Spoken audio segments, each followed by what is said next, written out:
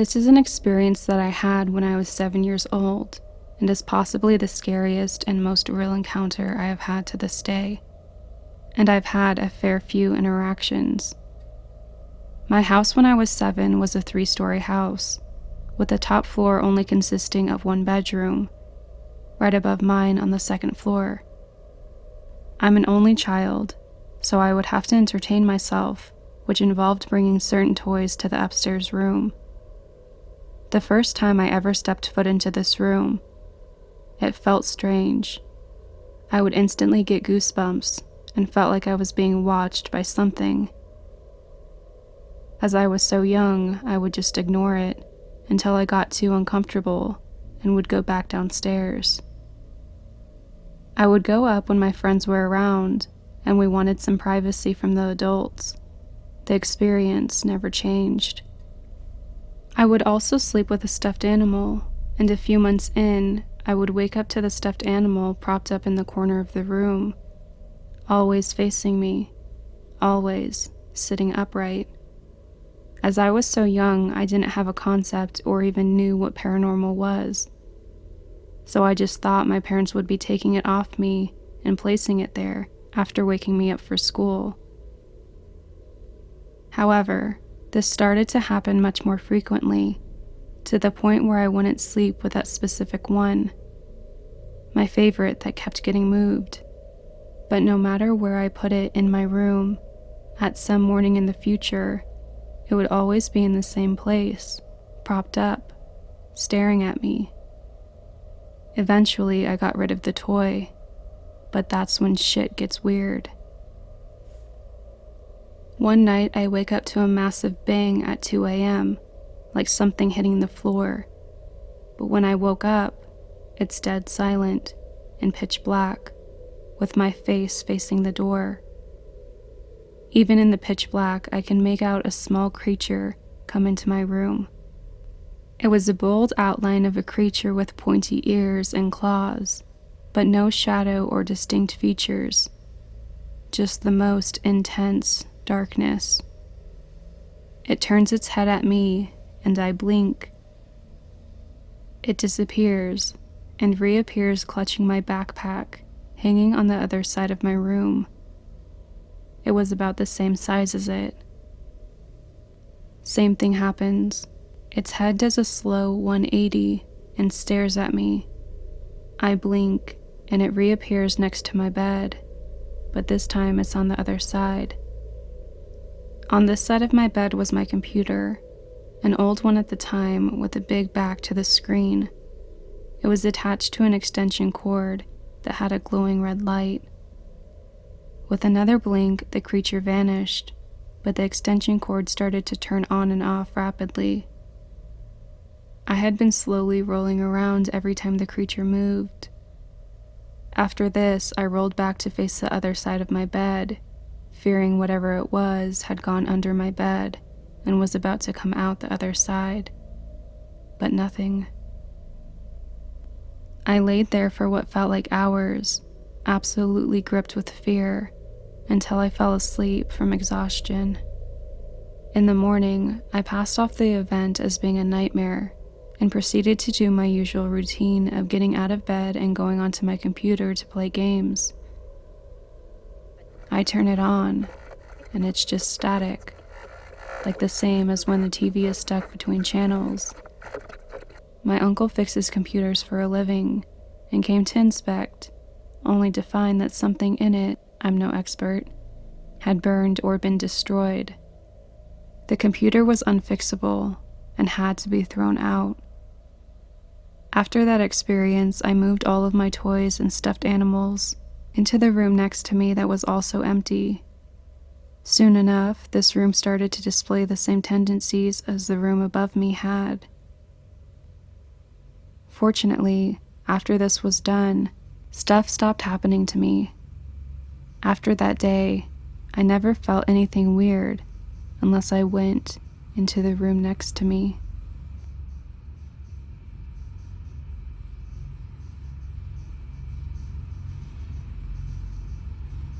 This happened around the year 2000. After a year this took place, I started dating one of these friends, and that's when I first heard about this dog wolf story. I have since asked each friend over the years and miles apart, and they all remember the same encounter. Before my ex was even my boyfriend, let's call him Jay, he and our friends were about 17 to 18 years old. At that age, I remember it being an adventure to find a place to smoke. Let's hike to blank and puff. Ah, good old days. The four of them decided to drive to Mount Pisgah, a beautiful wooded area outside of Eugene, Oregon. It's more of a hill, but it's nature in its prime for sure. I've been out there many times growing up, and I know exactly what trail they were on. It was Jay and his best friend B and their girlfriends, S and M. They had driven in B's little white sedan, parked in the parking lot, and hiked the trail to the river, where they smoked some bowls. The group spent the day out there, swimming and puffing and swimming, just being typical Oregon teens. I can imagine that hunger is what drove them to go home after a few hours, as the sun began to set. Either activity alone is bound to get someone hungry, let alone both. So they walked along the well-worn main dirt path to the parking lot. It doesn't take but 20 minutes or so to get back to the little footbridge by the parking lot that they had crossed when they hiked in. When they reached the small footbridge, B looked out to the vast field between them and the wooded mountain and noticed a huge dog. They all later described it as being the biggest dog they had ever seen. The dog was just sitting there, not looking scary, just looking like a humongous, friendly doggy, about 70 yards away. It was starting to get dark, but from M's description, in the drawing she did for me later in 2005, it was very shaggy and furry. My friends continued to walk this small wooden bridge, and one of the girls screamed. The big dog was now on its hind legs, standing much closer than when they had just seen it a couple of seconds earlier. It had traversed most of the large field in the seconds that it took for them to cross the bridge.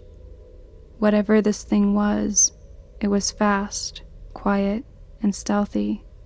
My four friends ran to the car, and they had the classic, cliché, I can't get the key in, because B was fumbling madly for her keys.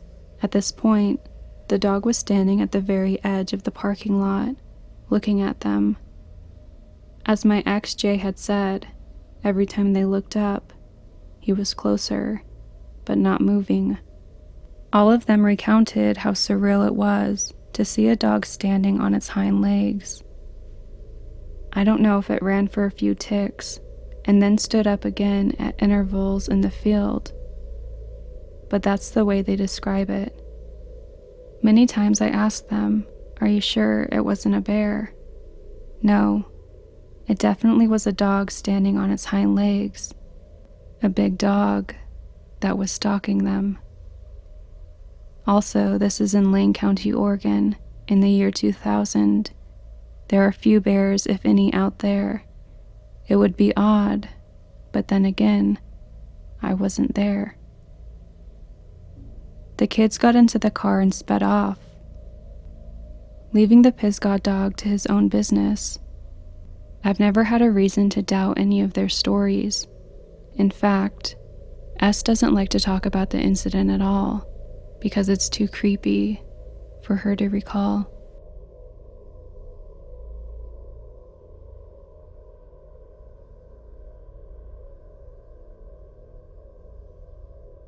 Recently, I had gotten back into being fascinated with cryptids.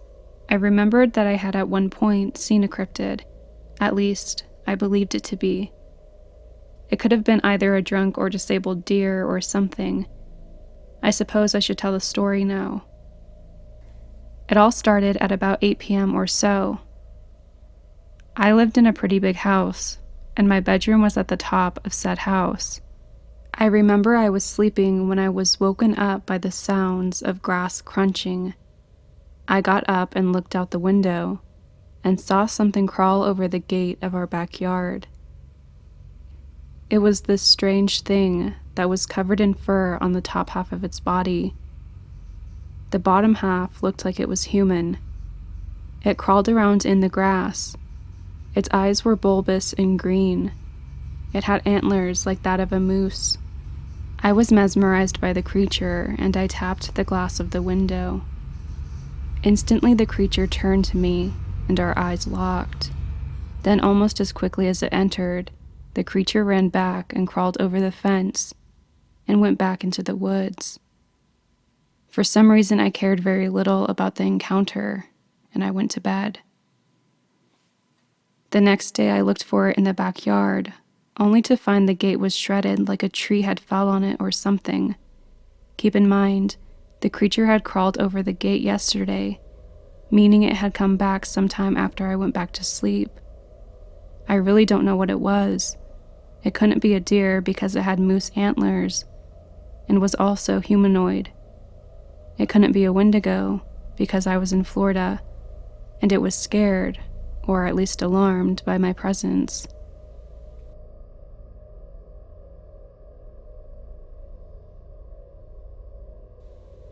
Years ago, when I was about 13 to 14 years old, I went on a trip to celebrate Easter with my mom's family.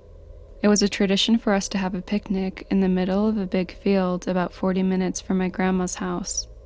This field is basically in the middle of nowhere in rural Mexico. That day, my cousins and I got really curious about a small hill that we could see from the field. It always caught our attention because it looks like a giant took a big bite out of it. It used to work as a rock mine several years ago. Anyway, we decided to go investigate, so we left the picnic, walked for about 20 minutes until we crossed a road, and went up the hill. Once there, we started looking for a way to trespass a metallic fence that kept us from going into the actual mine, and eventually we found a hole in it. My cousin was recording with her cell phone as we were making jokes and acting like normal, cringy teenagers, when suddenly she froze and whispered, "Hey, there's something in the rocks." And she pointed her camera to the rock wall behind us. At first, I thought she was joking, but something about her expression seemed off, so I turned back, and there was a human-dog-like hybrid looking at us from a hole in the rocks, about 20 to 30 meters above the ground. It had pink, pale, and wrinkly skin, and a long snout, long ears, wide eyes. After what felt like an eternity, the weird creature finally went back into the hole again, and we started running back to the picnic spot. We showed the video to our family right after being scolded for going so far, without saying anything to anyone, but you could barely see anything in the video. After all these years, I still don't know what that thing was, and I still get goosebumps when I think about it. The mother of my best friend had a brother working on the mine in the 70s or so, and she claims that he and the other workers died there, but the families never got the bodies back. Apparently, rocks collapsed multiple times, killing the people working and making it really difficult to retrieve the corpses. After a few incidents, they decided to close the mine for good.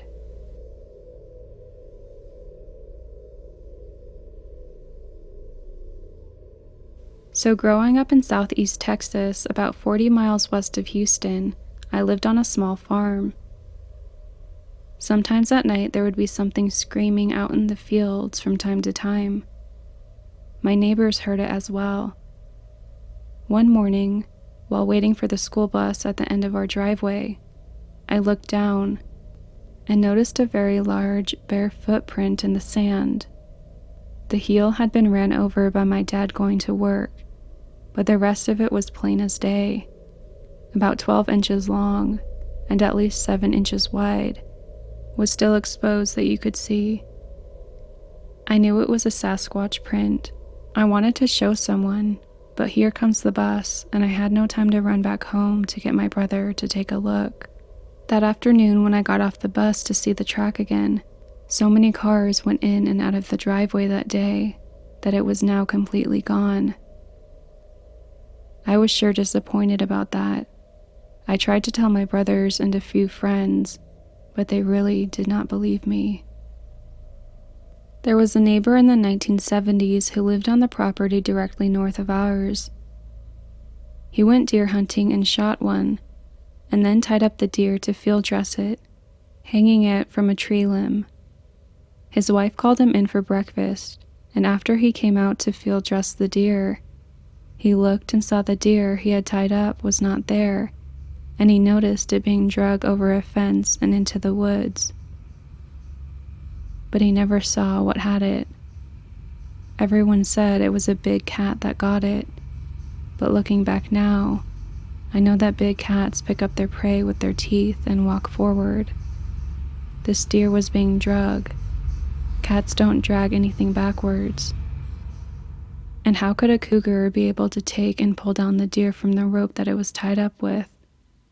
If it was the cat that got the man's deer, the big cat would have been the last thing he saw going over the fence and into the woods, not the deer. Anyway, so I was talking recently to a friend of mine who grew up next door to me. He is in his 50s now, and I'm in my mid-40s. He told me he went fishing in the 1990s on the lake that was on the property where the man had tied the deer. He said while he was walking up to the lake in the woods that he saw trees that had the bark stripped off of them about 9 feet off the ground, and it also looked like there were claw marks in the bark as well. While he was fishing, he began to get the feeling of being watched. That made him feel nervous, but then he noticed a very musky, strong odor that he had never smelled before, and he got the heck out of there fast. He has said that when he goes to visit his parents' place, he says that he can still smell that smell from time to time. He also said that he and his brothers would hear whistling and whoops on the property, but never saw what was making the noise. He said they heard stuff walking on 2 feet on their property at night, but never saw anything either. Another incident in the exact area in the 1960s were some guys who went swimming at the lake one evening. It was about half-mile from my home. While 2 brothers and a couple friends were swimming, their car horns start blowing. There were no houses close by, and they thought my uncle was over there messing with them. They got kind of spooked because they couldn't see their car since it became dark. So they got out of the lake and grabbed their flashlights and ran over to where the cars were. They told me that there were very large footprints in the sand all around the cars. They knew then it was not my uncle messing with them, because the prints were so large, it would have had to be an extremely large person to have left it. But nothing was ever said about a Sasquatch. They just thought it was some large man without any shoes on. One more thing that happened to my older brother and cousin makes me think it too was a Sasquatch. My mother had a twin sister, and they were always doing stuff together. So one evening there was a special at church, and my parents and aunt and uncle went to it. My older brother and cousin stayed at my aunt's house, while the grown-ups were all at church. Long story short, my aunt and uncle had a cattle farm, and they had dogs that weren't mean per se, but didn't take a liking to many people. They always stayed outside. Now, my aunt's place was 200 acres, so while my brother and cousin were watching TV, the dogs just start whining outside. These dogs never came inside the house, but they were scratching at the door wanting in. Then they hear what sounded like something scraping the window screen in the living room. This was the summertime, and the windows were open. That scared my cousin and brother enough to go lock themselves in the bathroom until our parents all came back. My brother said that he was in 10th grade at the time, and my cousin would have been in 7th. My brother said it sounded like something was scraping its fingernails on the window screen. It would do it at one window for a bit, then go to another, He said whatever it was went around to all of the windows of the house and scratched on the screens.